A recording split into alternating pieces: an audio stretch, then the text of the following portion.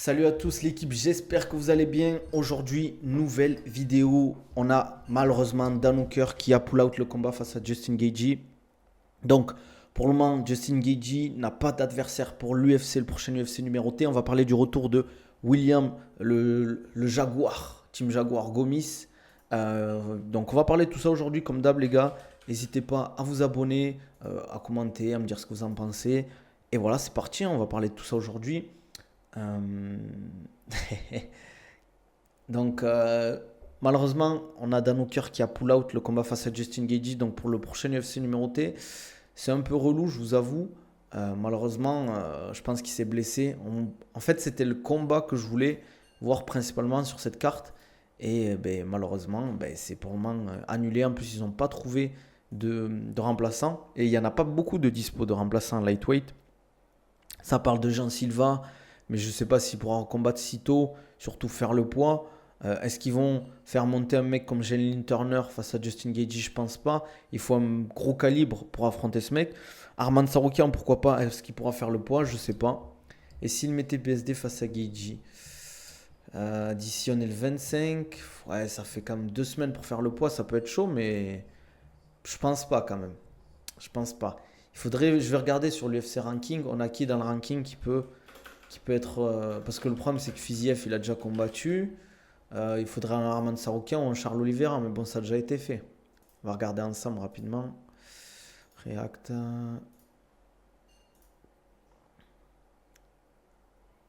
BSD, il a déjà un combat de prévu, mais c'est pas officiel le combat de BSD. Après, je pense pas qu'ils vont faire BSD. Dans le top 10, on a Moïcano, Darius, Gamrot, Michael Chandler, Holloway. Pourquoi pas Max Holloway en vrai? Max Holloway et Justin Gaethje. Ou Arman Saroukian, mais est-ce qu'ils peuvent faire le poids en fait? C'est ça le truc. C'est ça le truc. Malheureusement, est-ce qu'ils vont faire le poids? Vous, dans le top 10, vous mettrez qui? Il y a Moïcano, Darius, Gamrot, Chandler. Bon, Dan Hooker, c'est pas possible. Max Holloway, Dustin Poirier, Justin Gaethje, Charles Oliveira, Arman Saroukian. Et pourquoi? Non, j'allais dire Islam Makhachev, mais je pense pas qu'il va combattre en 2 semaines.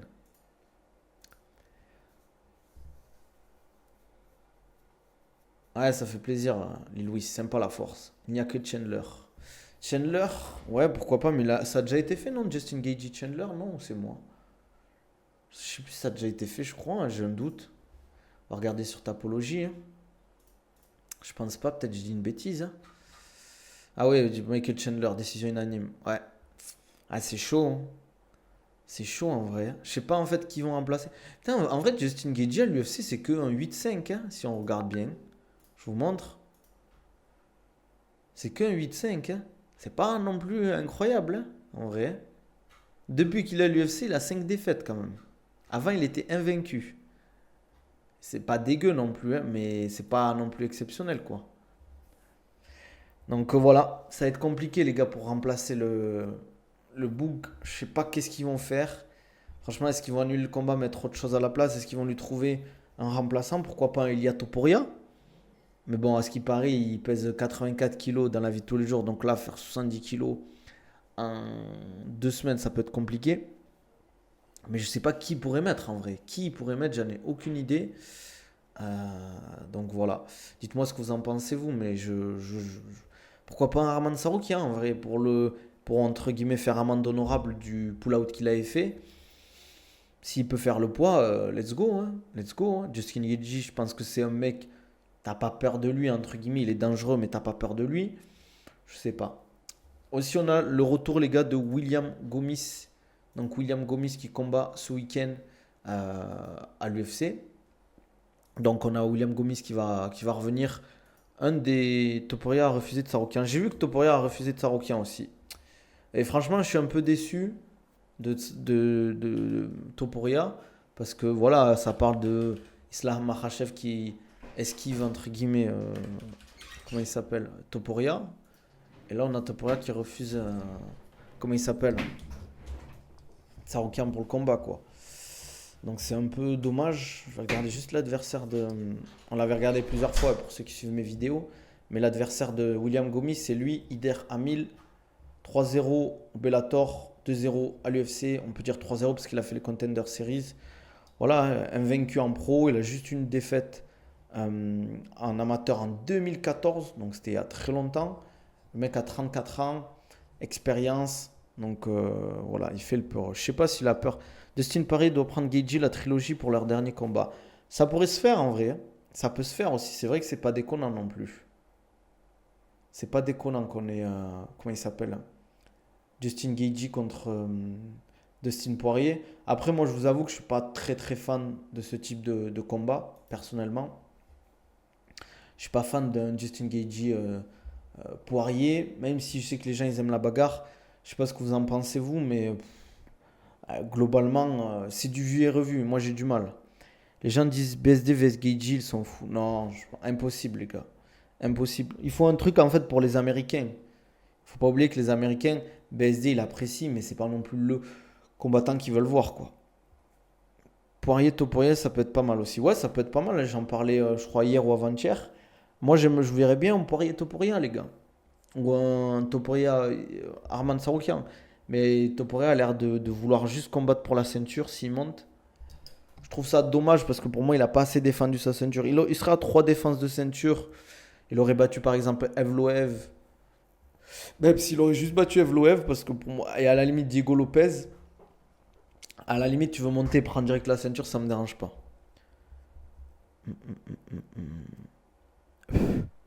Le frère de Baki a assuré que Nas et Hamzat, ça n'aurait jamais lieu. Toi qui les as côtoyés, tu sais plus. Ouais, je pense que ça peut être compliqué. Après, s'il n'y a pas le choix, si Hamzat est champion et que Nassour, ben, la suite c'est le title shot, je pense qu'au bout d'un moment, ils vont devoir s'affronter, quoi. Passer de Hooker à Arman, cela va lui faire drôle à Geji. Son camp est hors service. Ah, c'est clair. C'est pas du tout le même type de combattant, hein. Arman Saroukian, ben, il va beaucoup user des kicks, il va beaucoup user de sa lutte, je pense. Même si Justin Gaethje est pas mauvais, quoi. Tu penses faire des combats MMA? Je sais pas. Je sais pas, frérot. Franchement, pour le moment, j'en ai aucune idée. Khamzat peut monter aussi. Oui, c'est possible. Khamzat peut monter pour tenter la double ceinture. En tout cas, si c'est PRA, il peut monter. Ça, c'est 100%, il peut monter, hein. Je le verrais bien monter même, hein. Parce que franchement, en vrai de vrai, en vrai, entre nous les gars, dites-moi ce que vous en pensez. Mais entre Dricus Duplessis et Pereira, pour vous, c'est qui le plus dur adversaire pour Khamzat? Moi, honnêtement, je trouve que Dricus est plus difficile à battre pour Khamzat que Pereira. Tu t'entraînes combien de fois en JB par semaine? En général, 5 fois si je peux. Pereira, aucun sol. Ouais, je suis d'accord, il est pas ouf en sol. Si c'est en Kalev, ça pue par contre. Ouais, en Kalev, c'est plus dur, je trouve.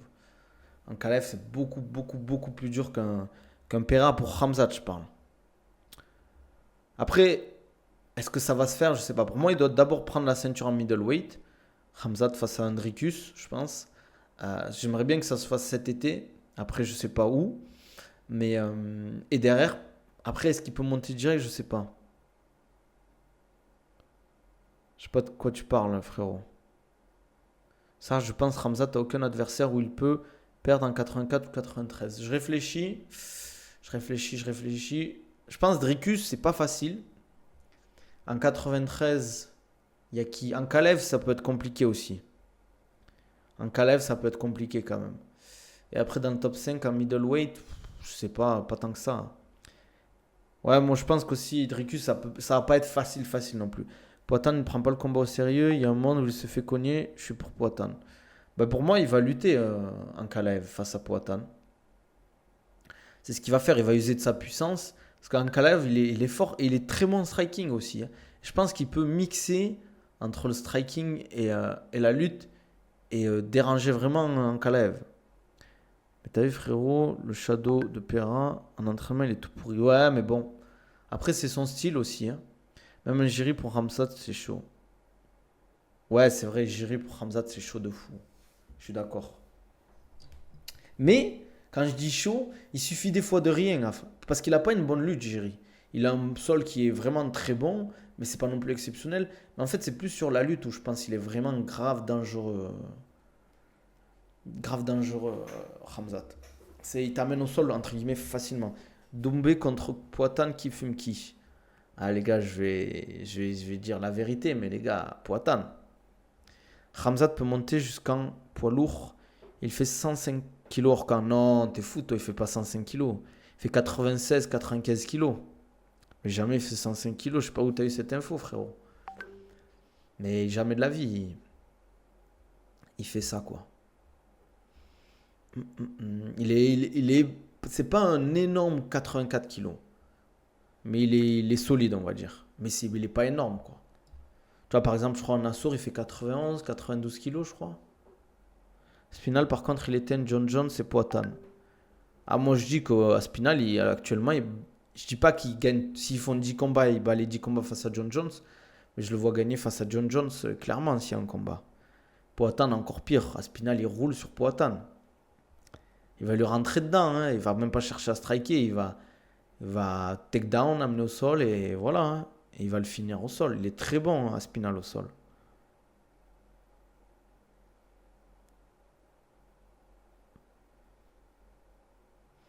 Qu'est-ce que je voulais dire? Sinon, il n'y a pas trop d'infos en ce moment. Hein. Niveau MMA, c'est assez calme, les gars. Baki vs Khamzat, il y a beaucoup d'écart en sparring entre le deux ou Khamzat le lave. Non, Khamzat, il lave pas, t'es fou, toi. C'est des guerres qui se font. Et Gain contre Poatan, tu vois qui? Franchement, je vois Cyril en vrai. Hein. Tu penses quoi du coup de Fiziev qui call out KG? Franchement, je suis pas fan. Ah merde, vous avez des bruits, il fallait me le dire, les gars. Excusez-moi, j'avais pas de son. Désolé, les gars. Faut pas hésiter à me le dire quand vous avez les sons de WhatsApp. Moi, je suis pas fan d'un Fiziev Geiji parce que Geiji il a tabassé Fiziev, hein, surtout le round 3. Hein. Maintenant, il me tarde contre toi. Qui est un qui? Aïe, aïe, aïe. Toi, tu veux que j'ai des problèmes, toi. Toi, tu veux que j'ai des problèmes. Faut pas hésiter à me le dire, les gars, quand j'ai des sons et tout. Je vais enlever les sons. Voilà. Qu'est-ce que je voulais dire d'autre? Un extrait peut sortir de Baki vs Ram. Non, ça sort pas, les gars. Pas de vidéos qui sont faites là-dessus. Et encore moins des vidéos qui sortiront, quoi. Il y a trop d'infos qui peuvent être utilisées, en fait. Sur son travail, ce qu'il fait, etc. Au niveau des entraînements. Donc, il n'y a rien qui sort. En tout cas, si ça sort, ça sera vraiment quelqu'un qui est pas d'une des deux teams, quoi. Parce que c'est interdit de filmer. Et alors, si tu filmes et en plus tu sors, laisse tomber les problèmes que tu peux avoir. C'est une question de confiance aussi.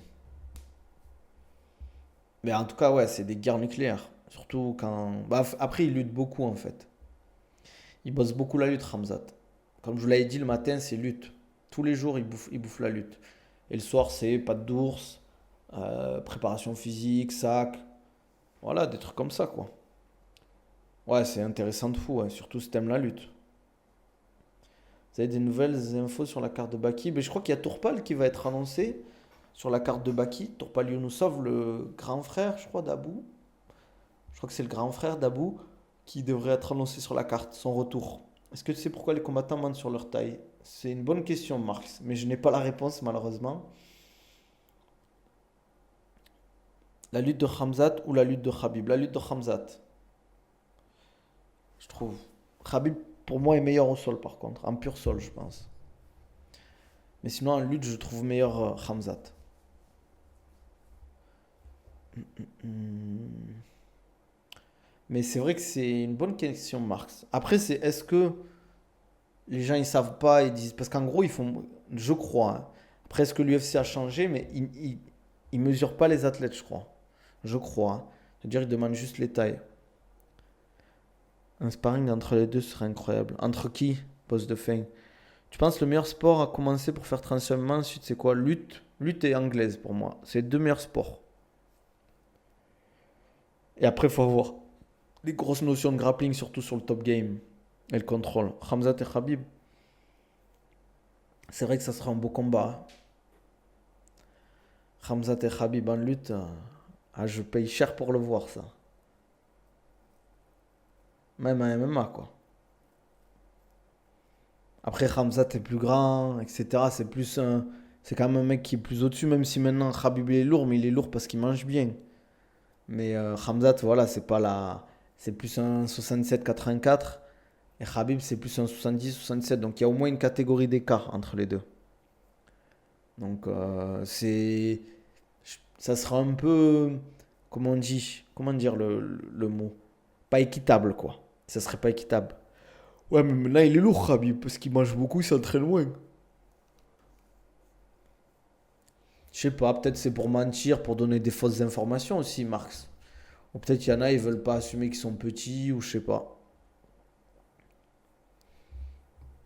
Et bon, je pense que c'est. Je sais pas si c'est. Je sais pas, l'explication, faudrait poser la question au combattant, en vrai. Il a mode Tiramisu Gate, Khabib, là. C'était une dinguerie, cette histoire, les gars. Je sais pas si vous êtes au courant. C'est quoi exactement l'histoire? C'était. Il avait raté sa pesée, et il y a une vidéo qui était sortie. Où la veille, il avait mangé un tiramisu, c'est ça? Parce qu'il pensait qu'il était au poids, il y avait une histoire de balance et tout. Et au final, il a raté le poids, je crois. Tiramisu Gate, c'est une dinguerie. Tu vois qui pour remplacer au cœur? J'en ai aucune idée. J'avais dit soit Poirier, soit Tsaroukian. Oliveira, je pense pas, hein. Ça va être intéressant pour attendre en Kalev. Ouais, hâte de voir le combat. Piblet Chandler, tu vois qui si Chandler perd, faut le dégager du top 10, ça sert à rien. Franchement, c'est un combat serré. Je pense que Pimblet a plus la dalle et tout, et plus frais physiquement. Chandler, il commence à prendre de l'âge. Donc, je vois plus Pimblet, même si je pense que ça va être un combat serré. Entre les deux, tu me dis Pimblet Chandler, je te dis Pimblet 55-45 quoi. Parce que Chandler, il a quand même beaucoup d'expérience.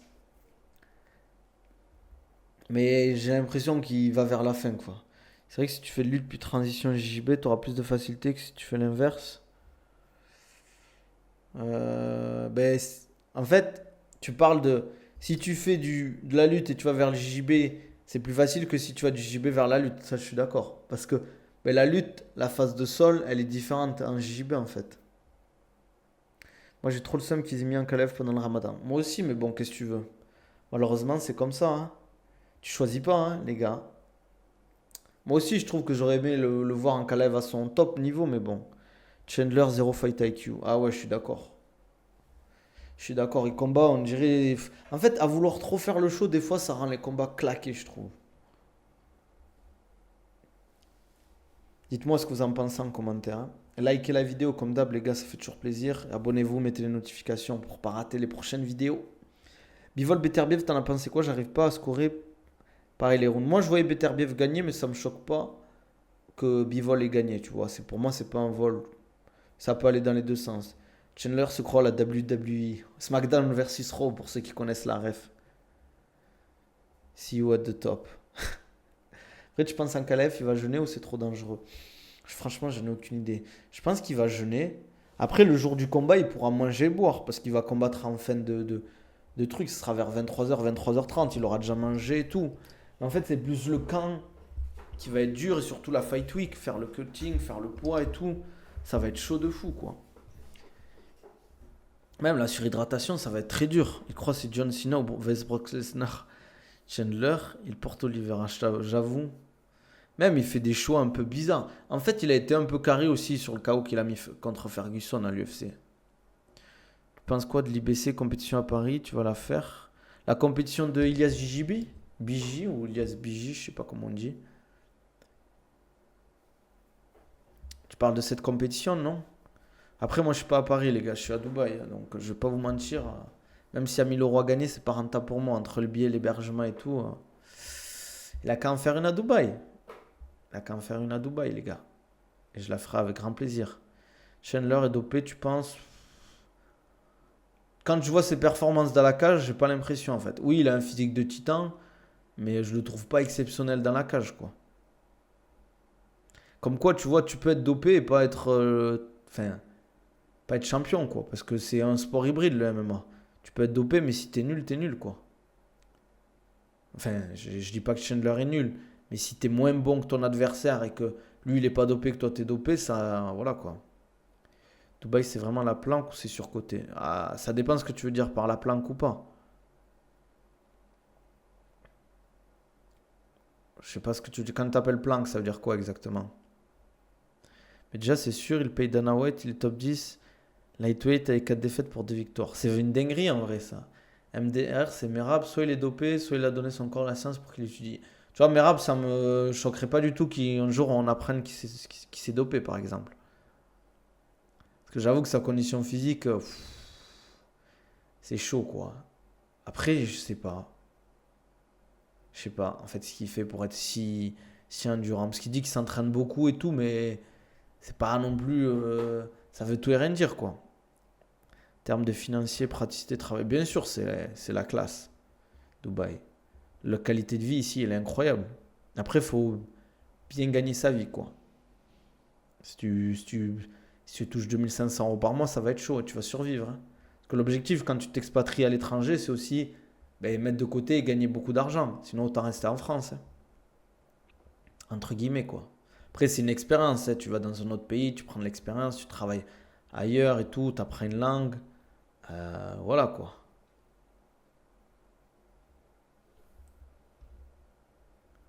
Putain, ça me gratte là.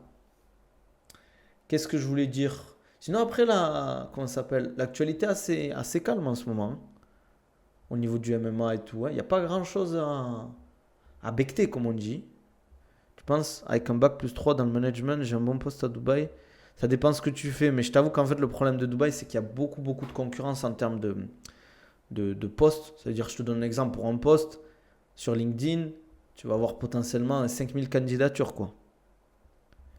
Nabil, je me suis blessé un ligament il y a 2 semaines au JB.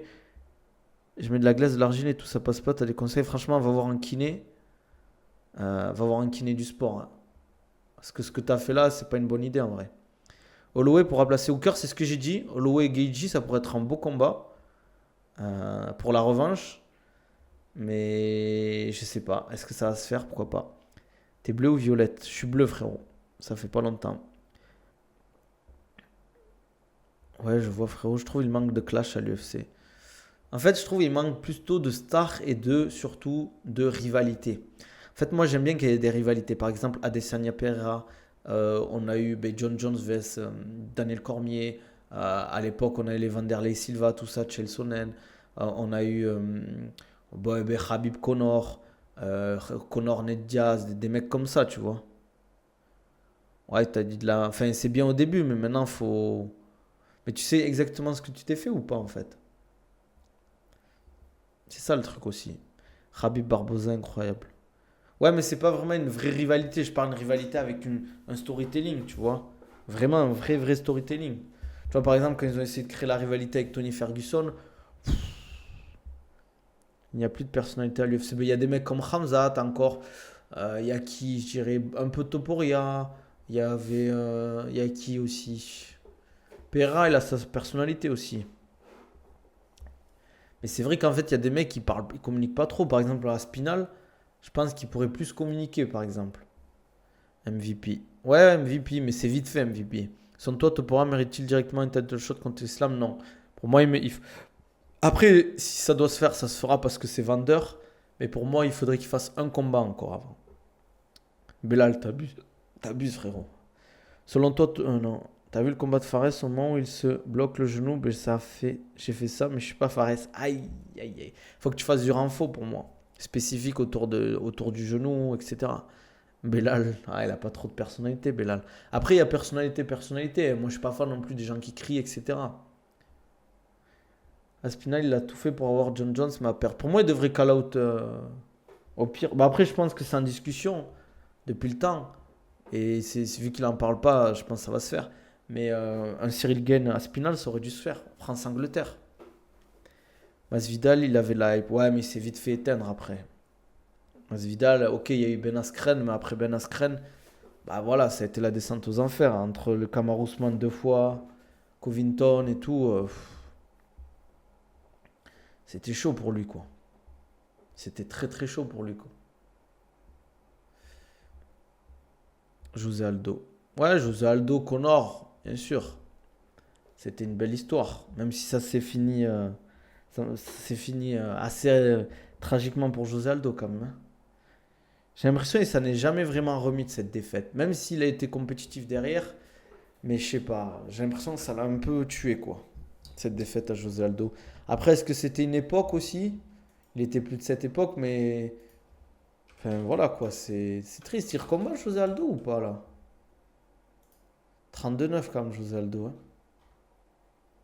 Mais bon, 38 ans, il arrive à un âge où c'est plus le même combattant, là, les gars. Bon, là, je trouve que c'est un vol, hein, cette défaite pour moi. Je vais pas vous mentir. Mais bon, comme il a. Sa fin de carrière, elle est un peu compliquée quand même, hein. Regardez, depuis Connor, en fait, c'est ouf parce que depuis Connor, ça a été. Bah, Max Holloway 2 fois. Bon, après, il a perdu contre des tueurs à gages, mais bon, ça a été compliqué, je trouve. Parce que là, c'est des combats de boxe. C'était pas non plus des gros combats de boxe, quoi.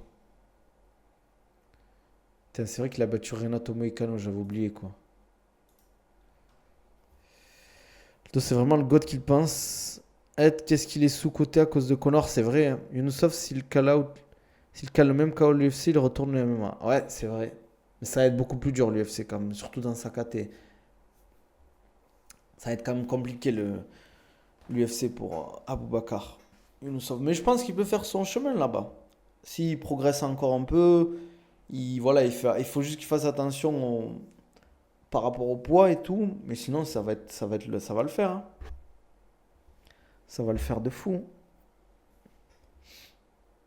Aspinal vs Ngannou qui est un qui? C'est une bonne question, les gars. Aspinal et Ngannou, c'est pour vous qui gagne?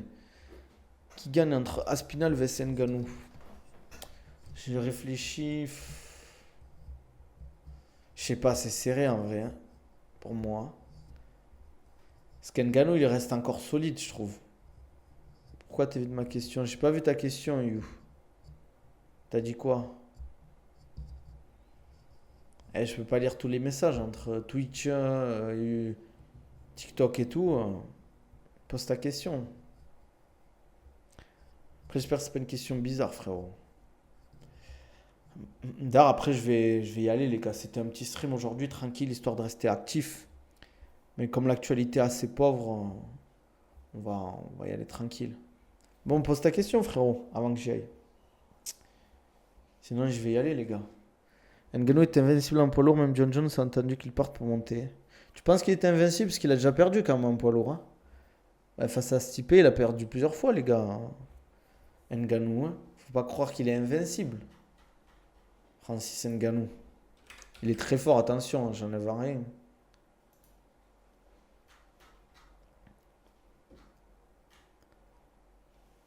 Mais Derrick Lewis et Stipe, il a perdu. Après, certes, ça reste quand même fort ce qu'il a fait. Il a battu. Bah, après, en fait, je trouve il est arrivé au bon moment pour moi. Parce que Cain Velasquez et Junior Dos Santos, c'était vraiment. Voilà, quand ils étaient plus au top. C'était plus au top quand il les a battus, tu vois. Après, la victoire face à Cyril Gane, c'était fort. Ngannou, après le KO de Stipe, était très chaud. Ouais, c'est vrai. Francis, c'est le mec le plus terrifiant, même John Jones n'a pas son aura.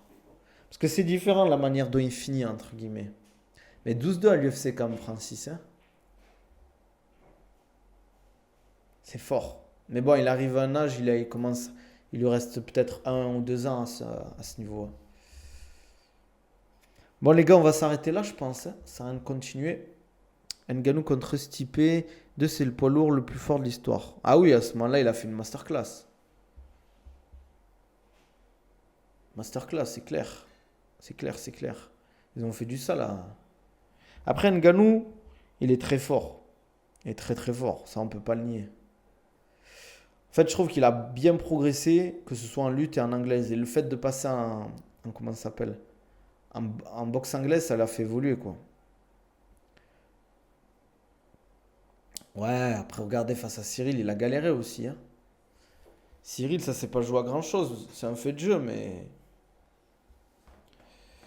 Bon, les gars, comme d'hab, si vous voulez un suivi, un programme personnalisé, prise de masse, perte de poids, retour de blessure, remise en forme, préparation physique, n'hésitez pas. Vous avez le lien dans ma description YouTube pour réserver un appel. Vous pouvez m'envoyer un DM sur Insta, Twitter, TikTok. Profitez du code promo NMC-du-Banabil ou sur Nutrimuscle ou Oconabil10 sur OcoEurope pour votre gourde filtrante. Comme d'hab, les gars, likez, commentez, abonnez-vous. Dans ma description YouTube, il y a tous mes liens, il y a mes programmes. Donc n'hésitez pas à regarder. On se dit à la prochaine. Prenez soin de vous. À demain, midi comme d'hab.